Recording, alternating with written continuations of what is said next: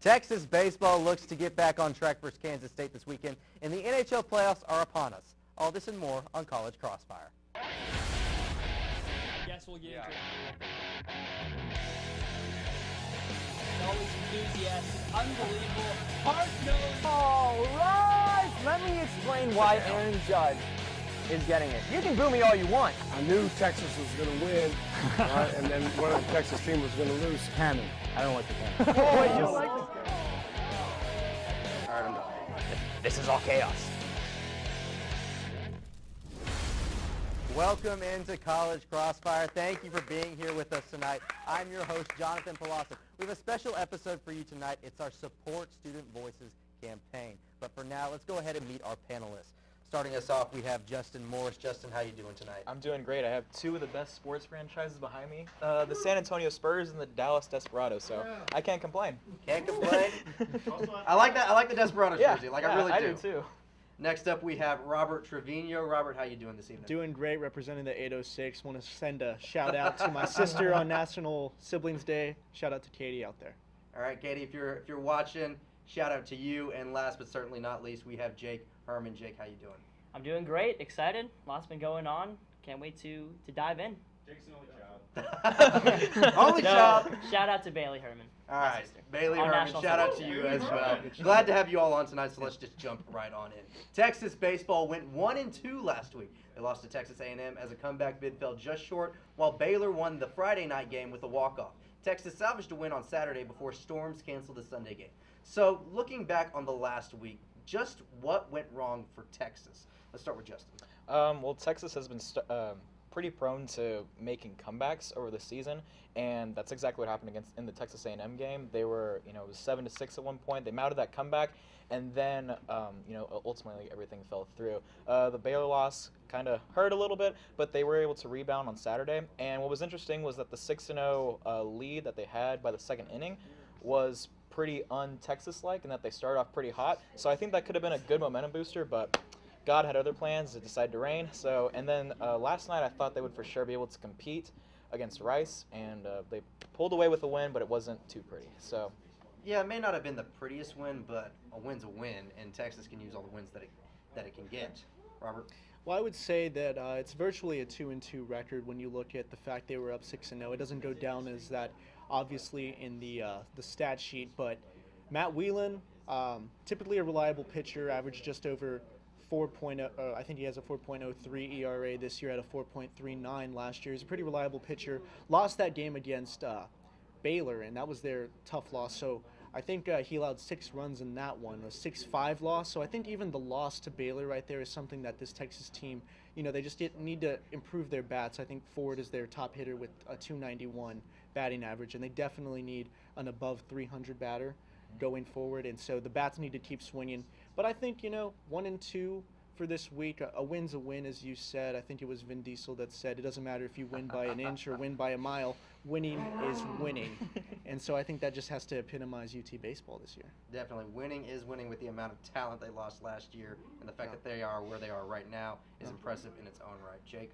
Yeah, I think Robert hit on a little bit of the fact that Texas has had an overall cooling off of their offense. I think a couple of guys at the bottom of their order, particularly Zach Zubia, Michael McCann, have really struggled recently, collecting just 4 hits total over their past 2 weekends, going back to this weekend and the previous weekend series. And that's resulted in Texas having some struggles to put crooked numbers up on the board and continue some rallies, particularly against Rice last night. When Texas had those runners on base, they were driving them in, but with RBI groundouts and sacrifice flies instead of RBI doubles and home runs. I think Texas has only hit 2 home runs in their past 8 games. So both the power and the on-base percentage have been lacking for Texas over this recent stretch, and that can explain some of their mediocre play. Yeah, the offense has definitely been the biggest issue over the course of these last few weeks overall, not even just last week. But if the offense gets going, Texas will really take off. Mm-hmm. So, Justin, you're starting us off with 3 points, Robert with 4, Jake with 3. So while Texas did beat Rice yesterday 3-1, how do you think that Texas will rebound from a tough week against the likes of a top-ranked A&M team and a sneaky good Baylor team? And you can jump in at any time now. Well, they need to do 2 things. They need to find a pitcher, and they need to hit the ball. Texas has been prone to rotating between multiple pitchers throughout games, and that's that shows the lack of consistency. And you can't have that whenever you're competing against Texas A&M, LSU, really good teams, and you need to have that consistency in order to play against them. And they need to hit the ball. I saw a stat yesterday whenever we went to the Jake and I went to the Rice game, and they're 10th in the NCAA in walks. Is that really a stat you want to be proud of?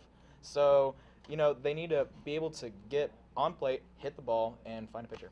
Well, I would actually disagree with you there, Justin. I think it was Billy Beane in Moneyball saying it only matters to get on base. That's the only thing that matters. You need to get on base, and I think Texas, that should be their thing moving on. You're in the middle of the season. You're going to play A&M. You have a tough slate ahead of you with A&M, and then, as you said, the sneaky good Baylor team that beat Texas earlier this week. And so getting on base, and like Jake mentioned before in the last question, that Zach Zubia, the leaders need to step up on the team and really get on base and advance themselves and score runs, because ultimately I think the pitching is going to correct itself. I think that Texas is too good. They have too good of a bullpen, too good of a lineup to continue with these woes. But if they cannot consistently bat, they're going to be left out probably in the regionals or the super regionals. Jake? Yeah, well, I think we hit on the fact that the bats need to improve. And you talk about the bullpen, Robert. I actually see this Texas bullpen as a very top-heavy unit. I think at the back end, they have really secure guys for the 8th and 9th inning, Cameron Fields and Cole Quintanilla. Mm-hmm. The problem is that the starting pitchers aren't getting quite deep enough into the game. And as a result of that, you're seeing some of these other guys having to be stopgaps in the bullpen in the 5th, 6th, and 7th inning. And that's where Texas has struggled. That's where they've let some of their leads slip against Baylor, Texas A&M, and TCU in the past few weeks. So I think if the starters can carry them deeper into these games, it's going to enable the A side of that bullpen, if you will, to close out the victories. And they definitely have the caliber to do that, but they're just not putting them in at the right time, it feels like. We saw last night with Mateo Bocci. He was playing pretty stellar, but they put him in like the 4th or 5th inning, I believe. So if they could maybe start off a little bit earlier with something like that. So Yeah, some inconsistencies with the pitching staff as a whole, not just the starting pitchers, not just the bullpen. Although the bullpen has been an issue because while there are good arms in the pen, it's just a matter of David Pierce putting them in at the right time in the right spot. So Justin, you get another 3 points. Robert 2, Jake 3. Moving on, let's look ahead a little bit. Texas has 5 Big 12 series left in the season. So how do you think that Texas was going to fare moving forward as we start looking ahead towards the postseason? I really don't think there's a series that Texas should lose coming up. You have OU coming up as the final series. You have Baylor. You do have A&M, but I do think that A&M is one that Texas should look to win if they're going to be a team that contends for a national championship. And I think that what you have at the beginning of the season was kind of a little bit of an opportunity for them to show themselves who they were going to be, their potential early on. And they definitely did that with that big series sweep against LSU. But ever since then, they've been in a slump. They haven't really proved anything. And it's time for them to really gather as a unit after a 1-2 that you could argue could have been their worst week of their season. They were still able to escape it with a 1-2 record. Should have been a 2-2 record had they finished that game. And so they need to regroup. Really, David Pierce is probably going to go back and look at that lineup, see who he can put where, figure out the system. This is something that you see in coaches all the time. You get guys together for a year or two that are moving in, moving out. So early on in the season, it's always tough to figure out who goes where, but you figure it out, you put it all together, and I think Pierce is going to get that done, and I think Texas should win the rest of its series.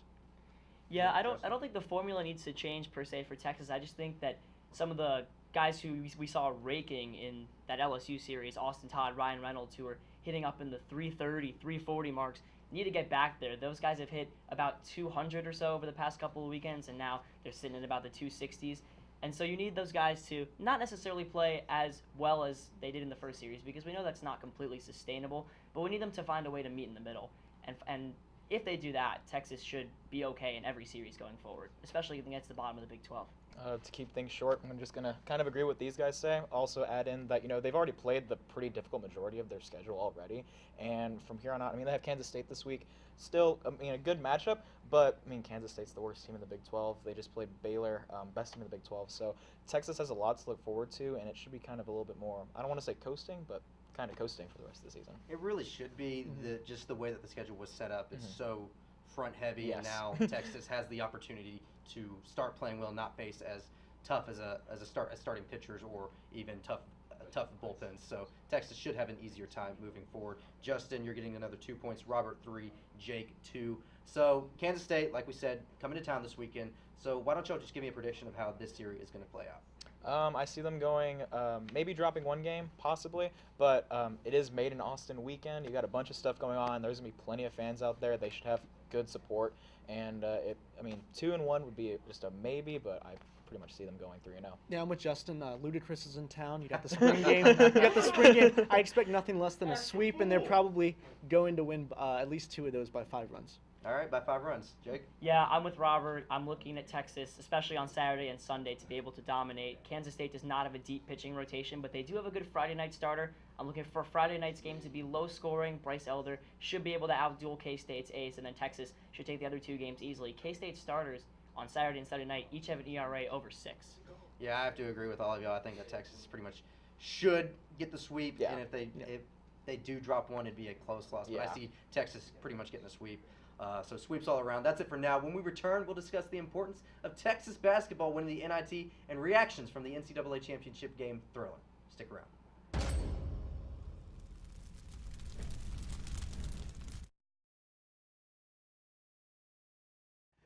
Welcome back to College Crossfire. Let's remind everybody of the score. We've got Justin with 9, Robert with 10, and Jake with 9 as well. So, tight game, anybody's game. Texas basketball may not have made the NCAA tournament, but they certainly didn't quit despite being invited to the NIT. Quite the opposite, really.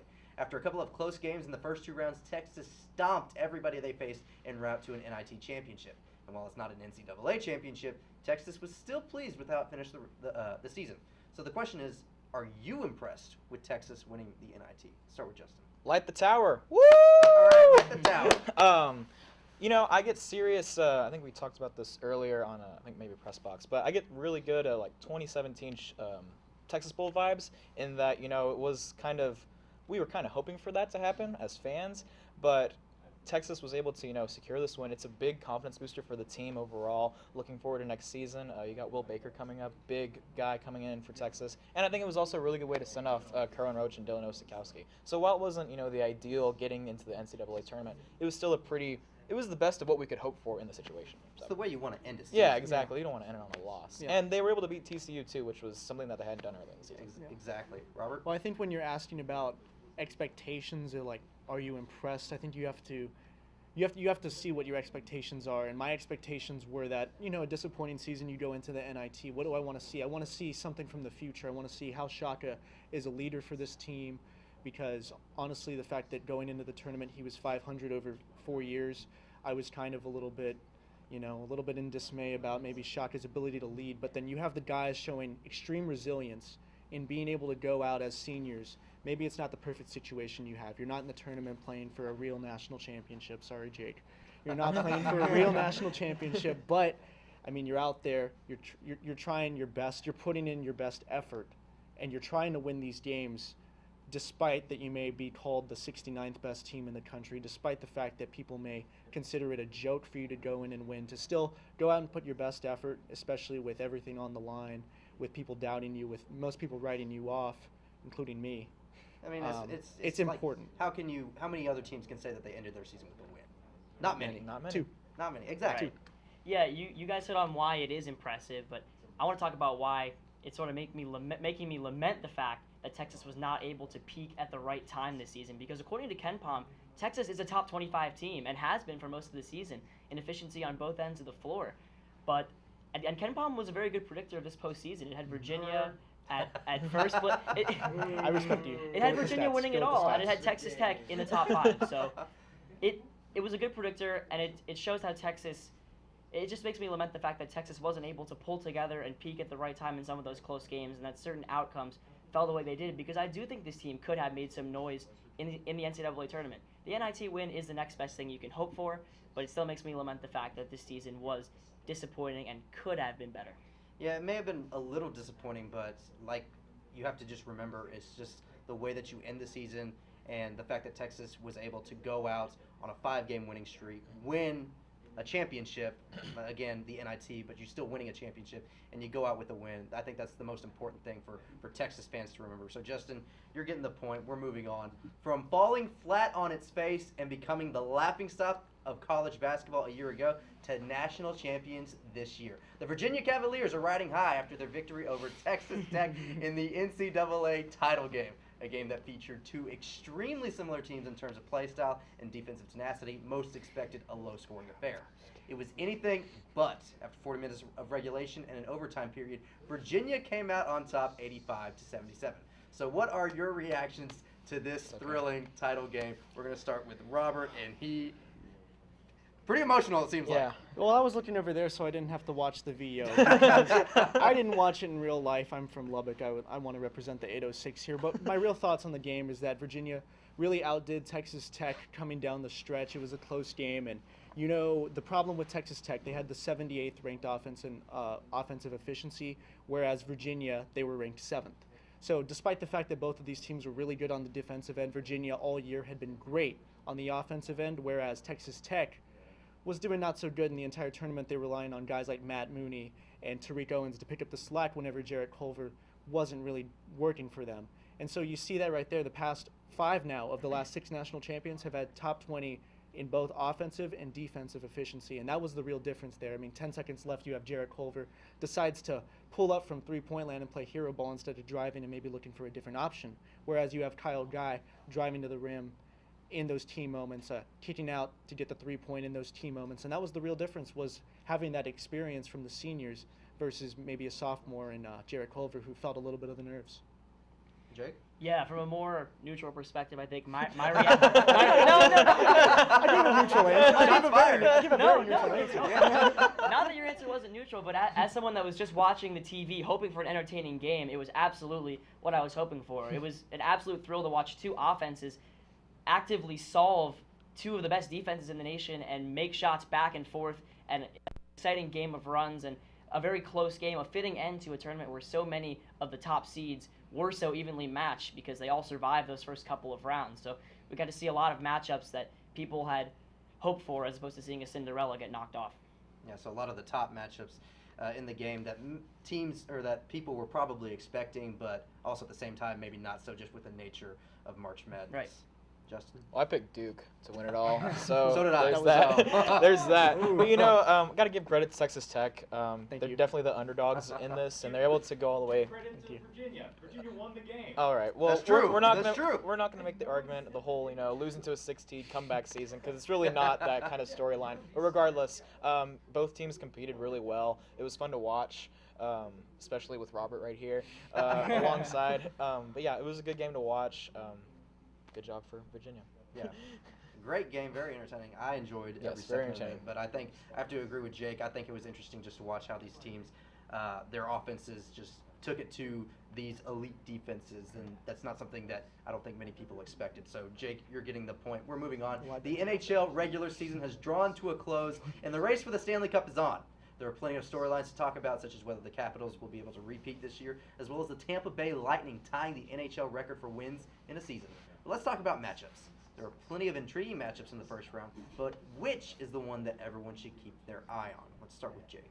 Yeah, the one matchup that I absolutely cannot wait to watch is the one between the Boston Bruins and the Toronto Maple Leafs. Here you have a clash of styles. You have the Toronto Maple Leafs coming in with the second highest scoring offense against the Boston Bruins' second best scoring defense in protecting that net, and that's with the problems they've had and with the injuries they've had on their blue line. So I'm really looking forward to a renewal of that rivalry. Last season, Boston bested Toronto in a 7-game series. Boston's actually won the last 5 series in a row against Toronto.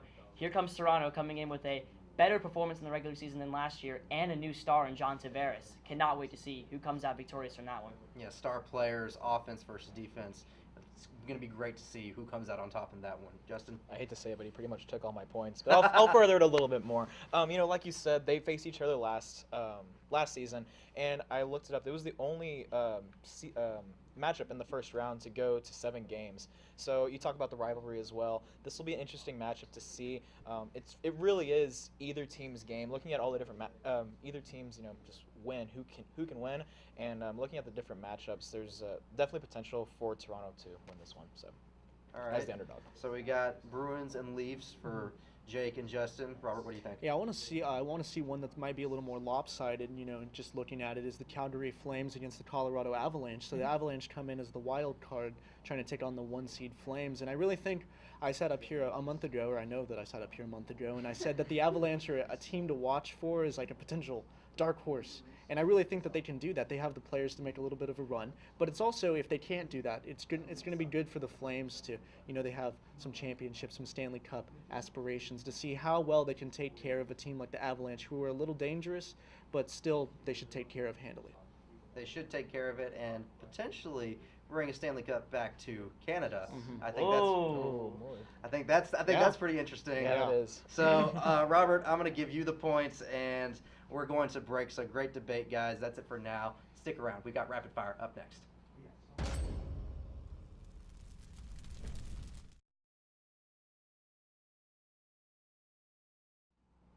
Welcome back to College Crossfire. It's time for rapid fire. But let's go ahead and remind everybody of the score.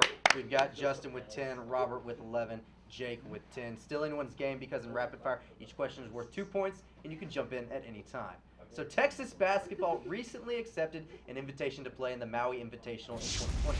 While there, Texas will face off against teams such as North Carolina and Indiana. And whether they win or lose, Texas will at least be able to enjoy themselves in Hawaii.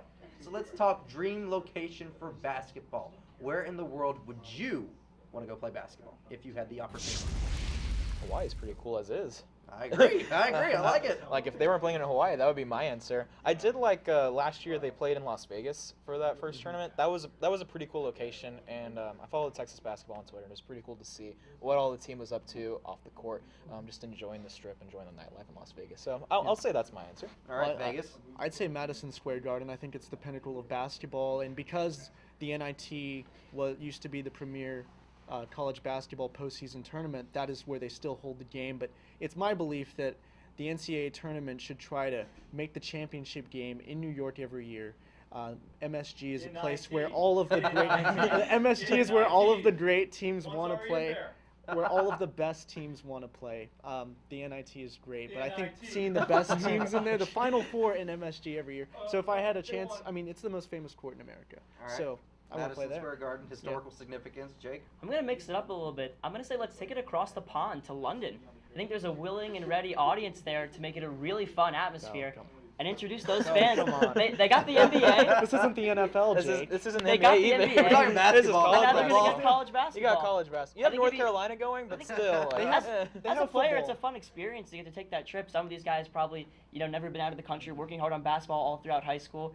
I think London will be fun. I think a good counter-argument to that is the fact that the U.S. wins in the Olympics every year, and it's not even close, or every 4 years. And I it's would not argue Right, that so literally. the British need to see the U.S. play basketball. I would argue I think literally they any don't, country in Europe that isn't like the United Kingdom. I would even go for Ireland before playing Ireland. I would in too. England. I would go for You know, Ireland. like Dubai, that'd be a cool place. Ooh, I think Dubai, that'd be on cool. top something of the like tallest that. building in the world, Exactly, the Burj Khalifa. exactly. Yeah. But I really like Madison Square Garden. Yeah. I think you got a lot of historical significance NIT. there. Stop NIT, it, Sean. exactly. So, Robert, you're getting the 2 points.